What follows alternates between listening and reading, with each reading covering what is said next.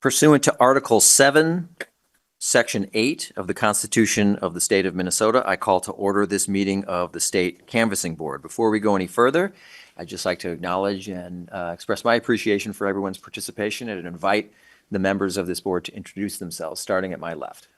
All right. Good afternoon, everyone. I'm Juan Hoyos. I'm a district court judge in Hennesy County. Good afternoon. I'm Jeannice Redding, also a district court judge in the 4th District, Hennesy County. Steve Simon, Minnesota Secretary of State.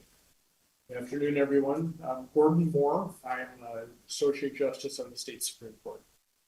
Good afternoon, everyone. My name is Sarah Hennesy. I'm also an Associate Justice in Minnesota Supreme Court. Thank you, members. The next item is approval of an agenda.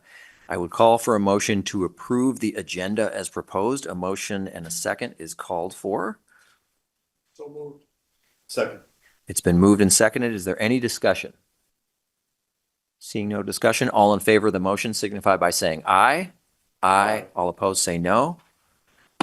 The motion prevails and the agenda is adopted. The next item is approval of the minutes of August 20th, 2024, the last meeting of this body. The minutes should have been distributed to the members before this meeting. This calls for a motion and a second, which I would now entertain. So moved. Second. It's been moved and seconded. Is there any discussion on the motion? Any discussion? Seeing no discussion, all in favor of the motion signify by saying aye. Aye. All opposed say no. The motion prevails and the minutes of August 20th, 2024 are approved. The next item is presentation of the canvass report for the state general election of November 5th, 2024. And for that presentation, I'll call upon Elections Director Paul Linnell. Mr. Linnell. Thank you, Mr. Secretary and members of the board. Good afternoon. So we're going to start with the first report that's in front of you with the state seal that's titled the State of Minnesota Canvassing Report. The report in front of you details the results from the November 5th, 2024 state general election. These are the results as compiled from the certified copies of the abstracts from county canvassing boards of Minnesota's 87 counties. This report includes results for all federal, state, and judicial offices. It should be noted that if a district for a state office is entirely within one county, the result for that race has already been certified and winners have been declared by those county canvassing boards. So the state canvassing board will be certifying results for state offices that cross lines of more than one county. If you open up the report itself, the first pages 1 through 4 will include the statistics from the election. The statistics here are broken out by county, and then the statewide totals are listed at the bottom of the table on page 4. We'll just talk through a few of those. So the first column lists the number of registered voters as of 7 a.m. on election day, totaling 3,686,596. The second column is the number of voters who registered on election day, just shy of 300,000. The third column lists the number of absentee and mail ballots, and this includes absentee voters who cast a ballot by mail, as well as those voting in person prior to election day. It also includes military and overseas voters that are temporarily outside of the United States. There were 1,304,018 of these ballots cast. The fourth column is the number of ballots that were cast for federal offices only. So these were submitted by those who are indefinitely overseas. And this category totaled 6,371. The fifth column lists the number of ballots that are cast only for the office of the president. So these are voters who have moved from Minnesota to another state after the voter registration deadline for the new state that they are moving to. They're eligible to vote for the office of president and vice president only. It's a really small number of voters. As you can see, there were 76 ballots cast that fit this type. And finally, the last column on the right lists the total number of persons voting at the state general election. So that number is 3,272,414. This number is just about 20,000 shy of the total number of votes that were cast at the 2020 presidential election, where we set a state record for voter turnout. So a very robust turnout for this election. We estimate that the approximate voter turnout is at about 76.4%, and that turnout is measured against an estimate of the total population in the state that is eligible to vote. Approximately 40% of the votes that were cast were via absentee or mail ballot, which again, that includes voters that voted early in person prior to election day. and then the remaining 60% cast their vote in person at a polling place on election day. So other than the 2020 election, when voters were encouraged to stay home and vote by mail and vote early, this is the highest rate of absentee voting that we've seen for any election here in Minnesota. It was a big increase as well in the rate of absentee and early voting from 2022, where that rate was approximately 27% of persons that voted at that election.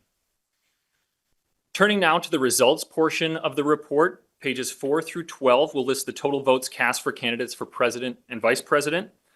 You'll note that the results totals are listed as totals by county, and then at the end of the list of counties are the statewide totals for each candidate. Continuing on, pages 12 through 17 will detail the results for the U.S. Senate contest. Pages 17 through 21 contain the results for each of the 8 contests for United States Representative. We had one special election for state office that was on the ballot. That was the contest for state senator in District 45. Those results can be found on page 22.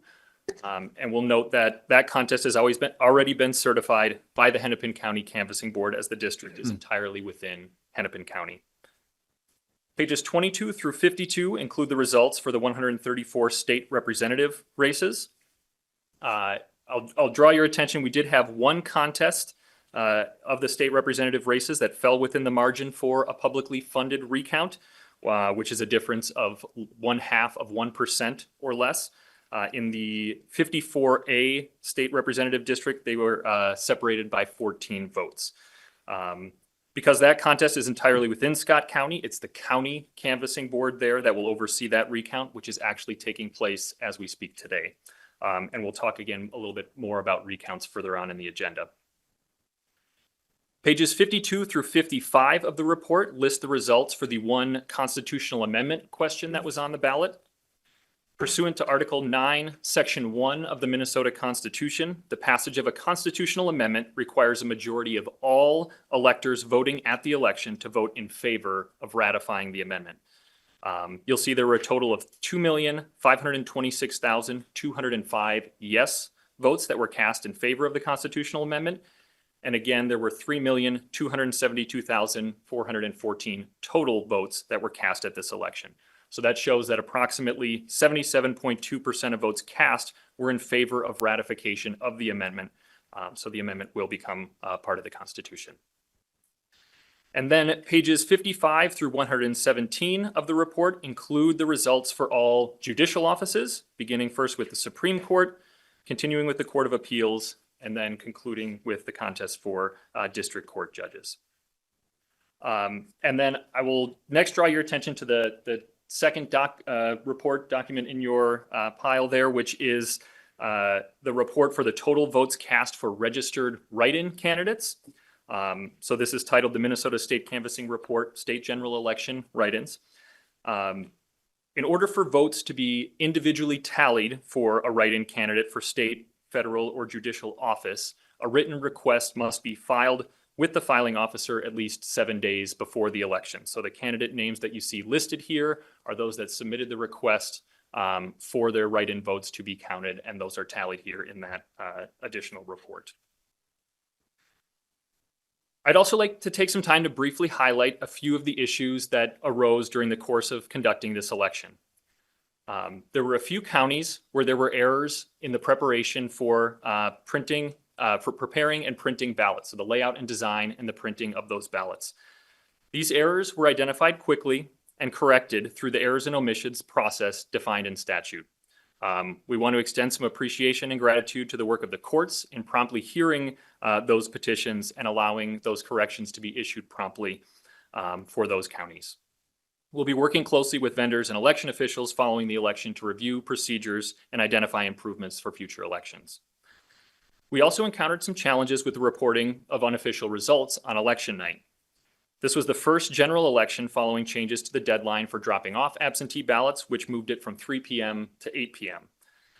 Counties across the state noted that there was a very high volume of absentee ballots that were returned during this period, and each one of those ballots must go through a thorough review process before it can be accepted and counted. Due to this later deadline, we did anticipate that results would be reported later than in previous elections. And although the timeline did shift later in the evening than usual, nearly all counties were fully reported by early in the morning. There were also a few counties that experienced issues related to uploading unofficial results to the Secretary of State website on election night. Errors that were identified during the election night reporting process or as part of the review process that takes place prior to the meeting of the county canvassing boards identified those issues and made corrections when those took place. And the correct results were those that were canvassed and certified by the county canvassing board. Important to note here that these were errors that took place in terms of the reporting of the unofficial results. It had nothing to do with the process of accepting ballots or counting those ballots. It was related to how those unofficial results were reported and pushed out to the public on the Secretary of State's website on election night. So we certainly want to recognize that while those mistakes are unfortunate, it highlights the importance of the many checks and safeguards that are in place in the election system to ensure the accuracy and integrity of our elections. Lastly, I just want to note that this election took place in a dynamic, intense political environment. Election officials faced new challenges that are not typical in the conduct of an election. This included the evacuation of our office in late September due to a threatening package that was received and bomb threats that were sent out to more than half of counties across the state during the post-election period. State, county, and municipal election officials and election judges across the state did a tremendous job in administering the election in this difficult context and were instrumental in delivering a successful election in spite of these challenges. Thank you for the time, and Mr. Secretary, I'll turn it back over to you for any questions that you and members of the canvassing board may have.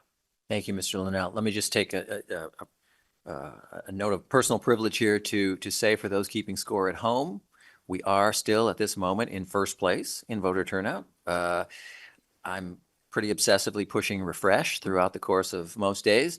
And as of this moment, we are number one in the country. Wisconsin trails narrowly.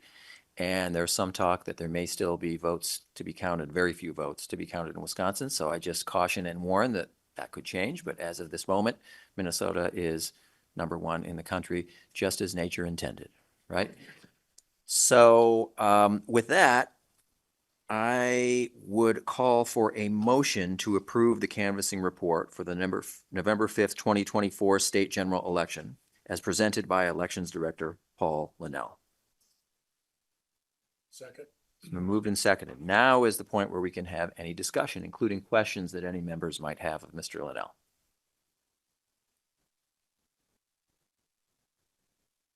Okay, seeing no discussion.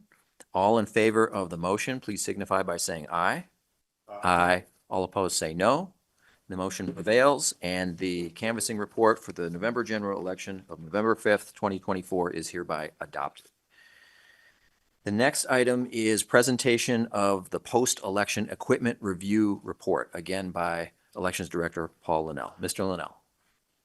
Mr. Secretary and members, I'll now draw your attention to the report that you have in front of you titled Statewide PER Changes Report. So Minnesota Statute Section 206.89 requires that a public hand count of ballots take place to confirm acceptable performance by the voting equipment. At the county canvassing board meetings, precincts were selected by lot to be included in this hand count audit. The number of precincts selected is based on the number of registered voters in the county, with a minimum of 2 precincts to be hand counted in each county. Counties with more than 100,000 registered voters must audit at least 4 precincts or 3% of the total number of precincts in the county, whichever is greater. There were a total of 219 precincts that were selected statewide as part of this review. At the post-election review, the offices of President, U.S. Senator, and U.S. Representative were all hand counted. Statute defines the acceptable threshold for any discrepancies between the machine count and the hand count. The counts must differ by no more than 2 votes in a precinct where fewer than 1,200 voters cast ballots, 3 votes in a precinct where between 1,200 and 1,599 voters cast ballots, 4 votes in a precinct where between 1,600 and 1,999 voters cast ballots, or 5 votes in a precinct where 2,000 or more voters cast ballots. If the difference between the hand count and the machine count exceeds these thresholds, additional review is required by law. All 219 precincts that were subject to the post-election review met the threshold for acceptable performance, and none required further escalation. So the report in front of you outlines the vote totals that were adjusted based on the outcome of the post-election review. So it shows the changes that were made to offices within the precincts in each county, and then also details the net effect of those changes for each contest.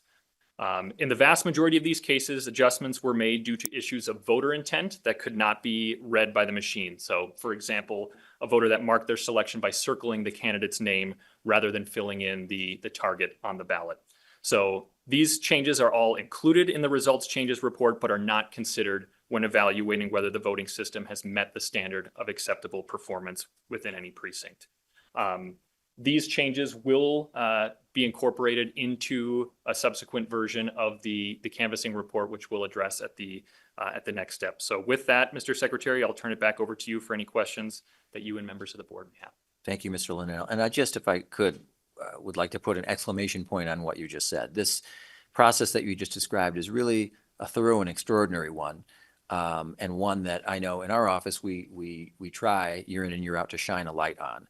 It's the post-election review process. Sounds administrative, probably sounds boring to most people, but it's a big deal. It means, as you described, that in every single county in Minnesota, this is mandatory, they must randomly draw a set number of precincts based on their size, and they must, in key contests, hand recount those contests in full public view. News media, members of the public, anyone can come. You don't have to live in that jurisdiction.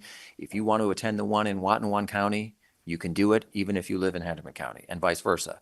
And so I attended the one earlier this week in Hennepin County. In years past, I've attended ones in other counties, but this is one of many procedures that that really ought to provide some guarantees of trustworthiness, and I hope they do. And as you reported, of the 219 precincts statewide that were the subject of this process, not a single one required what you referred to as escalation, which is a particular term for a precinct where there was a problem or there was a discrepancy, and you have to escalate, meaning bring in more precincts and look at a single time this time. So overall integrity of the system. At this point, I would entertain a motion to adopt the post-election equipment review report as presented by Paul Linnell, Director of Elections, Office of the Minnesota Secretary of State, and to direct the integration of the vote changes found in the post-election equipment review into the general election canvassing report and approve the integrated report. That's a mouthful, but that is the motion that I would now entertain. So moved. Second. It's been moved and seconded. Is there any discussion on the motion? Seeing no discussion, all in favor of the motion, please signify by saying aye. Aye. All opposed, say no. The motion prevails, and the report is adopted with the direction to integrate the vote changes found in that report into the general election canvassing report and to approve that integrated report. The next item on the agenda is the signing of the certification. This is what we do towards the end. We're at the finish line almost. And Mr. Secretary, if I may, before Yes. Signing the certification, we'll have staff that will hand out an updated copy of the report that will include the integration of those changes Okay, from the post-election review report that was just adopted by the board. thank you. So then within this report that will look very similar to the other one that you had in front of you, it will have the small adjustments made to candidates for the office of President and Vice President, U.S. Senate, and U.S. Representative that had any small changes based on the outcome of that post-election review process. Thank you, And Mr. with that, Linnell. I think you can proceed. And with that, we will have the signing of the certificate. I just ask members to sign where indicated.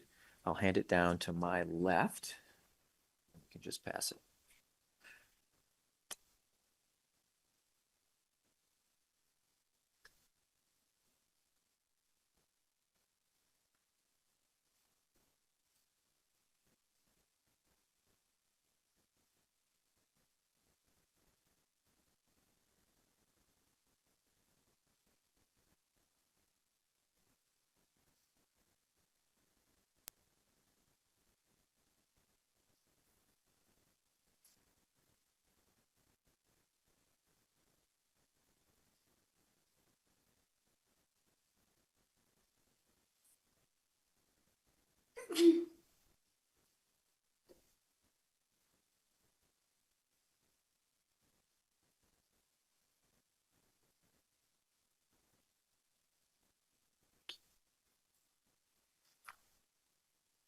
Members, the next item for consideration is selection of the post-election performance review precincts. And Mr. Linnell, will you explain that process? Absolutely. Mr. Secretary, members of the board. So the 219 precincts that were included in the post-election review are now eligible to be included as part of what we call the post-election performance review. So this is an additional layer of review that's conducted by the Office of the Secretary of State to monitor and evaluate election procedures in those precincts as required by Minnesota statute section 206.895.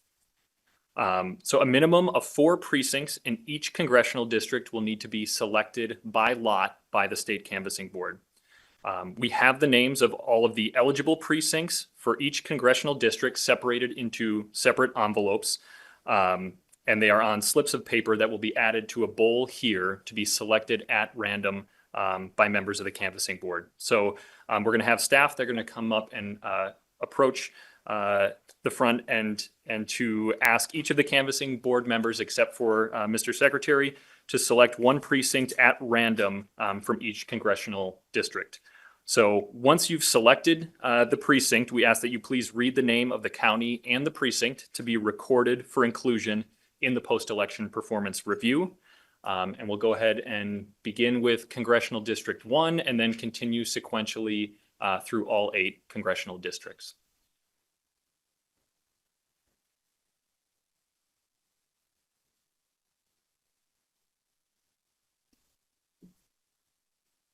Rock County, Battle Plain Township.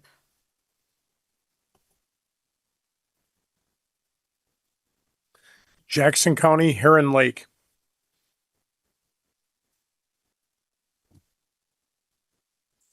Nobles County, Worthington, Ward 2, Precinct 3.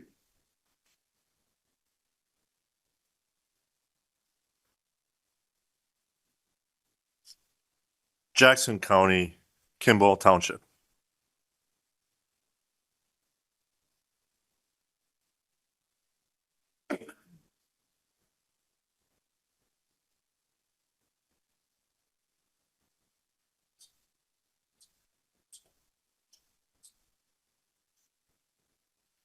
I'll have to beg your pardon. It looked like there were 2 precincts that had been stuck within the envelope before being emptied into the bowl, and we've gotten guidance that we should redraw the precincts to ensure that all precincts are included as part of that sample. So we'll restart and we will do a nice vertical dropping of all precincts and double check moving forward. So false start. We got a good round of practice in now.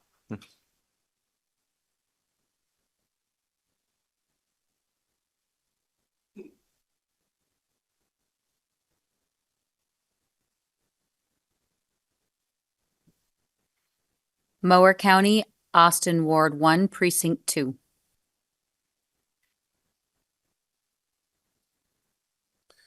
Goodhue County, Red Wing, Ward 3, Precinct 1.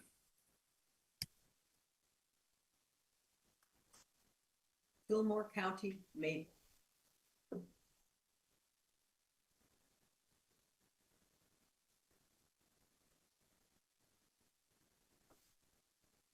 Watonwan County, Rosendale Township.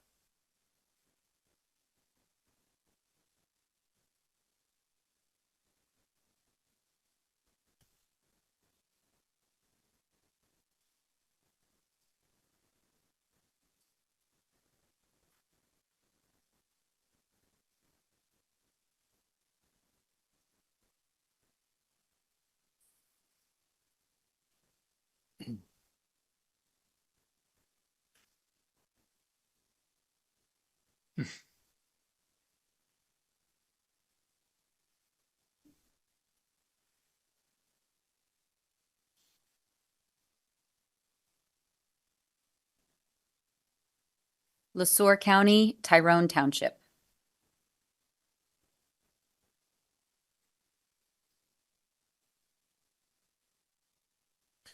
Rice County, Morristown. just for the record, we're now on Congressional District 2. Correct, yes.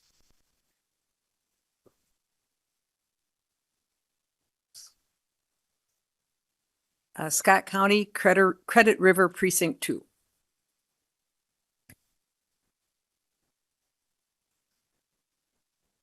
Scott County, Blakely Township.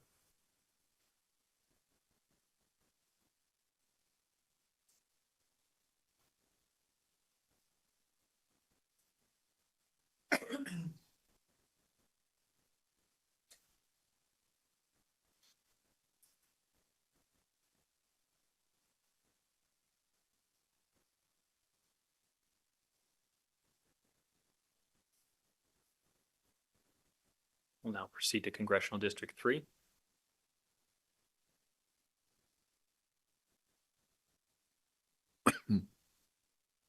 Hennepin County, Rogers Precinct 2.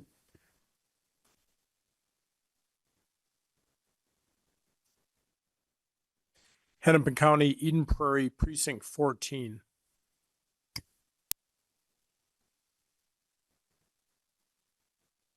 Hennepin County, Maple Grove Precinct 1.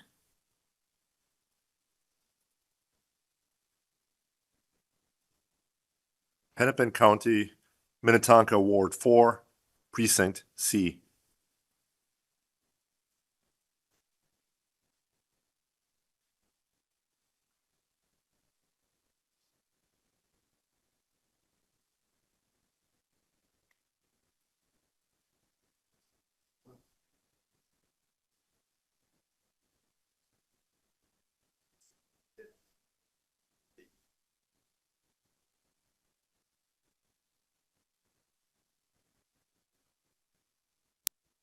Continue with Congressional District 4. Washington County, Oakdale Precinct 8.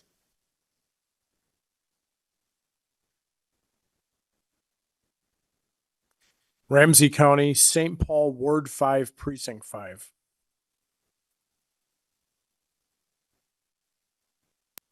Washington County, Woodbury Precinct 8.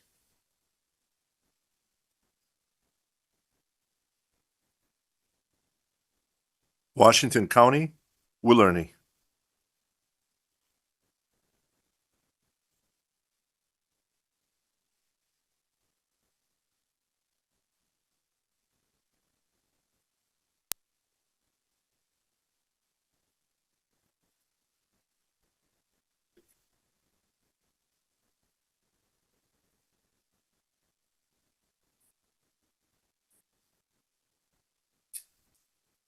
Moving on to Congressional District 5.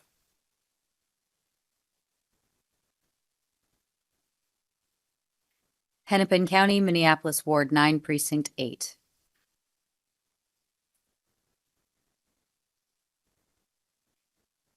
Anoka County, Columbia Heights, Precinct 8.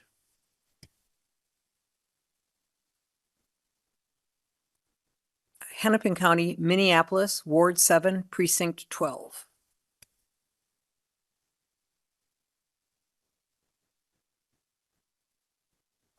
Anoka County, Fridley, Ward 2, Precinct 3.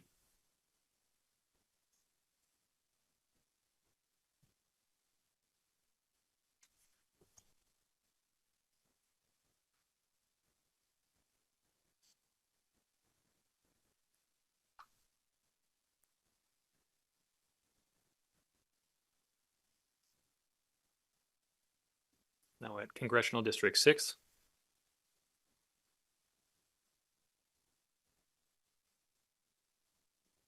Anoka County, Oak Grove Precinct 4.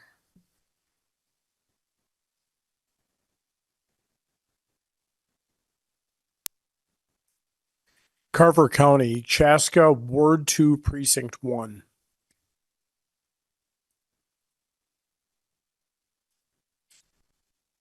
Sherburne County, Elk River, Ward 2, Precinct 2A.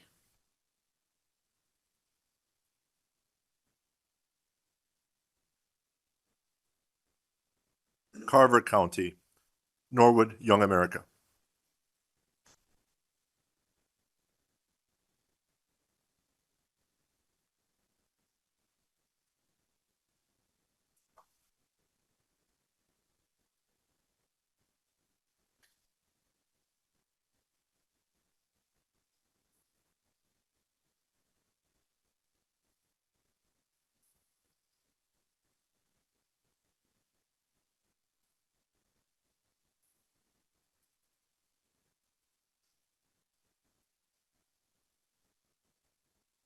Congressional District 7.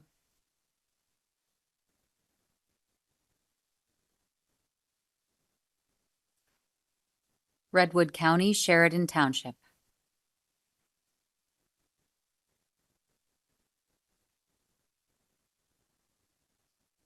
Hubbard County, Hubbard Township.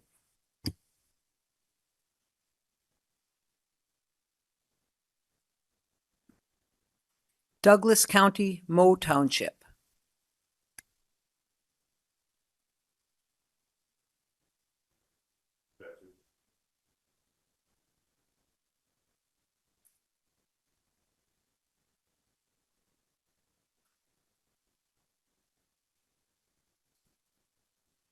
Brown County, Comfrey.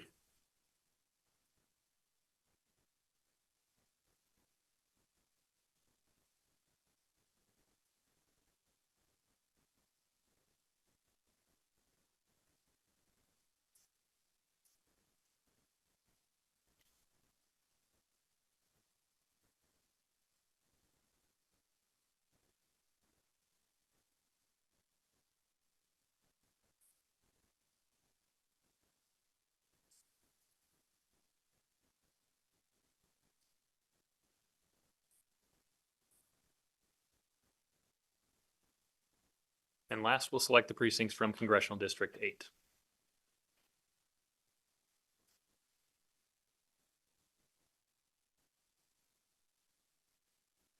Itasca County, Feely Township.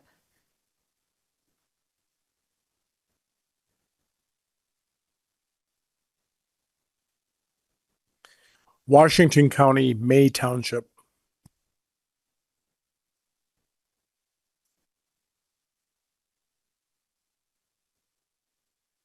Crow Wing County, Center Township.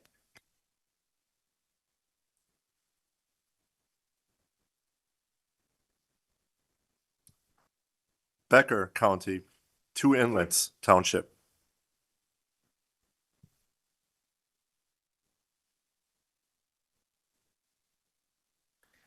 Before I call for a motion, I'll just note that these 4 random drawings from 8 congressional districts may seem a bit laborious, but at least we are not California with 52 congressional districts, right? So let's count our blessings. At this point, I would call for a motion to approve the selection of the post-election performance review precincts as chosen by lot at this meeting. Second. Been moved and seconded. Any discussion on the motion? Seeing no discussion, all in favor of the motion, please signify by saying aye. Aye. All opposed say no. The motion prevails, and we have approved the selection of the post-election performance review precincts as chosen by lot at this meeting. The next item on the list, on the agenda rather, is the contingent recount plan for possible discretionary recounts. Mr. Linnell. Mr. Secretary and members, as noted earlier, there was one contest that did fall within the margin for a publicly funded recount in House District 54A, where the difference was less than 0.5%. But again, that recount will be overseen by the Scott County Canvassing Board, as that district is entirely within Scott County. So there's not a need for this canvassing board to approve a recount plan for any publicly funded recounts. The plan that is before you addresses possible discretionary recounts for contests where the difference is outside of that publicly funded margin. So statute allows for any losing candidate to request a discretionary recount, but the cost of the recount would be borne by the candidate. We have received a request for a discretionary recount in House District 14B, which covers parts of Benton, Sherburne, and Stearns County. So as permitted by law, a candidate may request to have 3 precincts be recounted first before determining whether to continue on with a full recount. The candidate has exercised this option and has requested to have 3 precincts in Sherburne County be recounted. And after those precincts are recounted, the candidate may opt to waive the balance of the recount or continue on with a full recount at their expense again. So this plan for discretionary recounts designates the state elections director as the state recount official and authorizes me to designate deputy recount officials at the counties to administer a recount if requested. And we've been working closely with the Sherburne County Auditor, who, for the contest in 14B, will serve as the deputy recount official for the discretionary recount, starting with those 3 precincts. And that recount is scheduled to take place in Elk River on Monday morning at 10 a.m. So with that, Mr. Secretary, I'll turn it back over to you for any questions that you and members of the canvassing board may have about the contingent discretionary recount plan. Thank you, Mr. Linnell. Before we get to questions, I would entertain a motion to approve the contingent recount plan for discretionary recounts as presented. So moved. Second. It's been moved and seconded. Is there any discussion on the motion? Any discussion? Okay, seeing no discussion, all in favor of the motion, please signify by saying aye. Aye. All opposed, say no. The motion prevails, and the contingent recount plan for discretionary recounts is approved. At this point, it falls to me just to make any announcements. And the main announcement is that we will be coming back. That's because we'll have to receive the recount report for House Districts 14B and 54A. So we know we're going to have to meet, and we'll coordinate that in terms of schedules and obviously give all the required public notice as well. So with that, we will not be adjourning, but rather we will be recessing. But before I do that, I would just invite members to say anything they want to say, if anything. Mr. Secretary, I'd just like to express appreciation for the efforts made on a statewide basis and in your office regarding our this fall. Thank you, Justice Moore. Any other comments or questions?